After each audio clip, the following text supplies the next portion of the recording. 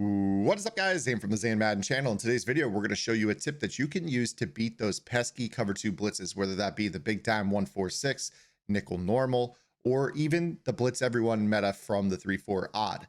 But before we get into today's video, guys, please take a quick second, hit that subscribe button. Also, make sure you hit the notification bell so that way you don't miss any of the content that I've got coming your way here on the Madden channel.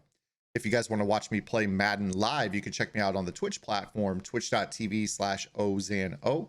I've got exclusive sub-only content that I do give to my Twitch subscribers that you will not find here on the Madden YouTube channel. And I actually have a game plan coming out of the Washington Redskins offensive playbook. I think right now I can say with a lot of confidence that this is the best I have been in quite some time, especially throwing the football. I'm doing it without the need for an escape artist quarterback, cut blocking, rolling out, dashing dead eye. I'm actually really efficient from the pocket right now. And it's giving many of the players that are running the most popular defenses, whether it be 3-4 odd or the 1-4-6, or even this new bench blitz out of the 2-4-5 odd, we are able to attack all of those metas. And right now I can say without a shadow of a doubt, this is the best I've been on offense this year. And I'm doing it with a pocket quarterback. So it is a lot of fun. I am going to have a game plan coming out on my Twitch channel. I'm not sure if it's going to be for a tier 1 or a tier 2 subscription yet, but we will be working on that. And here in today's video, we're going to show you something that is also in this playbook that you can run against this meta. So we're going to be taking a look at the gun tight doubles, and the play that we're going to be looking at is the play curl. I really like to play curl for a couple of reasons. You can kind of load up and throw a deeper pass against the cover 2 meta, and then you also have the ability to attack it quickly, depending on the down and the distance, what you want to do. If your opponent, if they're kind of mixing in pressure, or if they're dropping guys fairly frequently, there's a lot that you can do with this play. So let's go ahead and show you this. I'm going to show this to you against the big time 2-3-6 will. We're going to mimic the big time 1-4-6. It's basically the same difference. And we're going to show you how you could go ahead and throw this play curl out of the gun tight doubles right at this. So what you want to do with this play is preferably have the tight end to the wide side of the field pre-snap, give him room to run. And what we're going to do here is, if you can deal with the pressure and get this ball out, and you're going to make them have to use or guard a tight end. This is something that, obviously I've learned in time over my days labbing with Ant Cap, who is an offensive genius. This is something that he does in his offense. I don't believe he does it out of the tight doubles, but what we're going to do here is we're going to show you that this tight end little, I don't even know what to call it. I think it's called an outside snag route. Basically what it is it's a 45-degree release off the line upfield, and you can throw this ball instantly. So basically all you need to do is, if your opponent is running this heavy 7-man cover 2 blitz meta, they're probably going to be lurking on one safety or the other.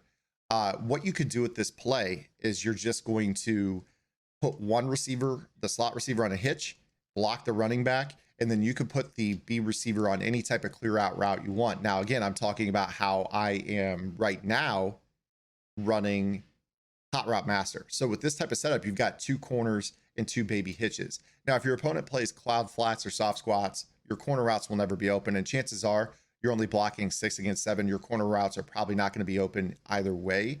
But what you can do here is you can still have those options if they decide to really ramp it up and blitz a corner against compression, which is what some people will do. Oftentimes you'll see people drop coverage to one side and bring not only the slot corner, but also the outside corner, like for instance Peters, on the blitz against compression. And we're going to really make sure that they are not able to do that by using motion of the B receiver to the outside. But as we know, cloud flats and soft squats, if we motion the B receiver to the outside and snap the ball, they have to play with respect to the B receiver. And we're going to instantly throw this ball to Watson. Now, you can rack it if there's room. Otherwise, I recommend possession catching it. So you're going to see right here that we're just going to go ahead and throw it off the line. You see that's a free 6-7 yards. Your opponent's going to get tired of giving this up. Yes, you can rack it if you wish. We'll go ahead and show you an example here where that way you kind of stay on your feet and keep running. But you're going to be able to, with this play, make your opponent choose this or that when it comes to usering. So we'll show you here. Here's going to be an example where we're just going to rack it upfield. So we throw that, rack it.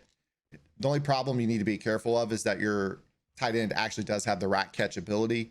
Probably going to want to make sure that you've got the ability to take a hit from a corner, because if they got a night trained lane or a big hitting corner out wide, that could lead to some fumbles after the catch or some drops upon catching the ball, something you need to be aware of as well. Now, our goal here with this play is to get them to a point where they're going to call off the dog. So the way that you kind of get them there, I'm going to have to continue to use that guy in that gap, is you're going to have to first make them guard the route to the tight end. So we'll show you here what they'll do is they'll probably use her. And to mimic this, I'll just put him in man coverage on the tight end.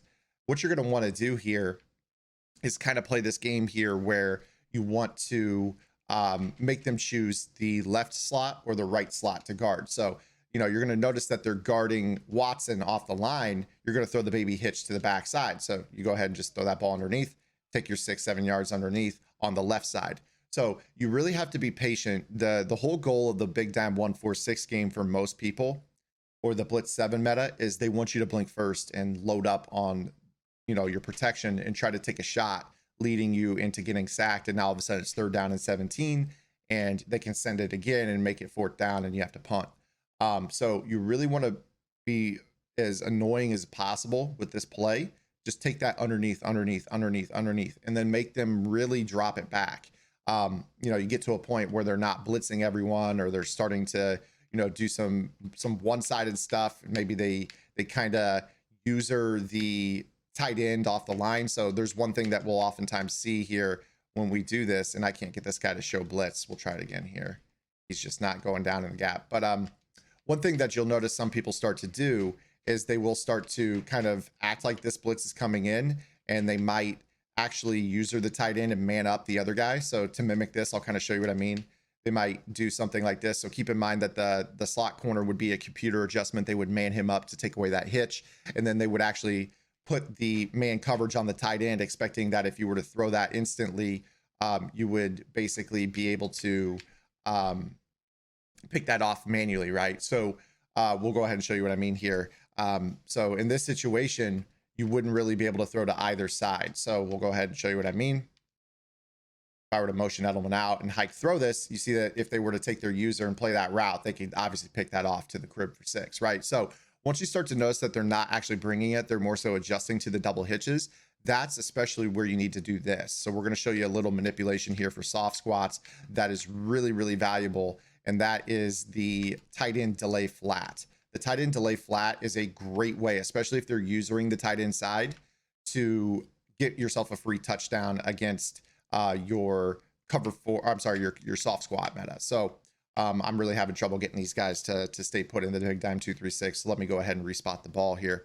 But we'll try to show you what I'm talking about here. So soft squats, obviously you guys know the rules with soft squat. A soft squat is going to play, essentially going to play man-to-man on the outside receiver in a spread set if they run vertical, unless there is a flat threat. So what I'm going to do here is I'm going to try to show this to you. So let's say that they're running something that looks like, you know, they're running kind of that adjusty setup where they're only blitzing basically 6 guys, right? You can handle a 6-man pressure. So let's say that they're kind of standing right here, right? Really low. That's the goal, is you want to get them low on the tight end side. And with this setup, what you're going to want to do is you're going to want to put the tight end on a delay flat route. So that's right stick right. So what that is that's a block and release, and he's going to essentially give you control where you press his icon to release him to the flat. Now, what this is going to do to a soft squat zone is they are designed to play a streak route to an outside receiver man to man. So we've been motioning out Edelman to kind of clear out in this setup quite a bit. So we're motioning him out, right? And we're snapping him on corner routes. What we're going to do is we're going to put him on a fade though. So we're going to put him on a fade, and then we're going to motion snap him to the outside. And what I want you to watch is this corner right here, Peters. He's going to look like he's going to play man to man on Edelman in the soft squat, and then he's just going to give up after about 10-12 yards. And if your opponent is usering low, this is going to be perfect for you to bomb that over the top, because they will not convert to man-to-man. And what a lot of players look for when they play soft squats is they look to see, is there somebody that's on the inside running to the flat? If so, I need to bail and get back over the top of that outside receiver because I know the soft squat is going to drop off. So to kind of show you what I mean by that, let me go ahead and audible out into a regular, like double set, for instance. So we're going to look to the left side of the field here in this example. So if I were to, in this example, run a combination of a streak to Dorsett and a flat to Mohamed Sanu Sr. What would end up happening here with this defense is that the soft squat, Jimmy Smith, would play off the line with Dorsett and then realize that Mohamed Sanu is running a flat route. And then he's going to jump off of it and pass off the streak to the deep half player. So you're going to see what I mean right here.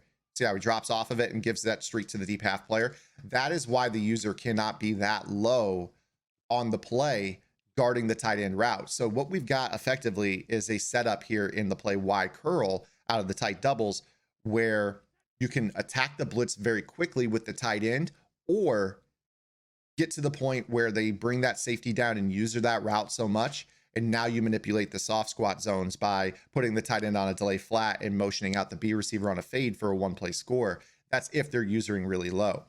Now, the other thing that your opponents might do is they might start to just honestly drop coverage. They might just go straight to, like your Tampa coverage. They might just, say, all right, I'm done with this. I'm going to give up on it. Now, that's where this play, in my opinion, is really, really good against your drop coverage because it does have a really deep, it has a pretty decent corner to the X receiver. Now, the one thing I will say is that I think it's a little bit flat. You compare it to a hot route master corner, you see the difference in them. So you take a look at the Dorsett corner route versus the hot route master corner route. You can just see that the hot route master corner route is a little bit better. I love in this formation to streak Sanu and run a corner route to Dorsett. Just the hot route master corner route to Dorsett. And especially to that wide side of the field, if you can get it to clear the cloud flat, provided that you have enough time to actually pick up a base rush, you might be able to actually, get this ball over the top of that cloud flat. So you see how you can throw that ball right there and then just kind of get a toe drag on the sideline. So this is a nice play that once you find them dropping coverage and giving you time, if you want to flip that tight end to the short side of the field and throw that route to the wide side, that's something you can do as well. So this is the play Y curl, guys. This is something that I really like to use against your heavy blitz meta. Just real quickly, I'll show you one example against your 3-4 odd blitz meta, just because you'll see a fair amount of people that like to blitz everybody. And you'll see that this basically works the exact same way. So you run the play curl. And if they're running any type of 3-4 blitz everybody meta, which we see a fair amount of that out of your cover 4 drop show too, they'll basically just mix in coverage versus, blitzing everybody. So, we've all seen this, right? Where people run this blitz setup. That's where you can really, really pop them with this play. I mean, this play in general with that setup is going to be a nightmare on your cover 4 drop show too, because all you have to do is just throw that ball right off the line. Now all of a sudden you got a wide receiver out there that hopefully has a little bit more awareness and play recognition, could go ahead and throw you a little lead block as well. So it's going to be able to attack that heavy blitz meta no matter what formation they're in. Hopefully you guys enjoyed today's video. If you did, please give it a thumbs up. Comment, let me know what you guys want to see here on the channel. I'm trying to just upload things every single day, things that I'm personally interested in, but I know there's a lot of things out there that you guys would like to see as well here on the channel, especially as we head into the spring and the summer months. I'm definitely here to help be a great resource to you guys, help answer the questions you want answered as we head into Madden 21. So again, guys, appreciate it. Please hit that subscribe button. We'll see you guys tomorrow. Love y'all. Get in the lab and good luck.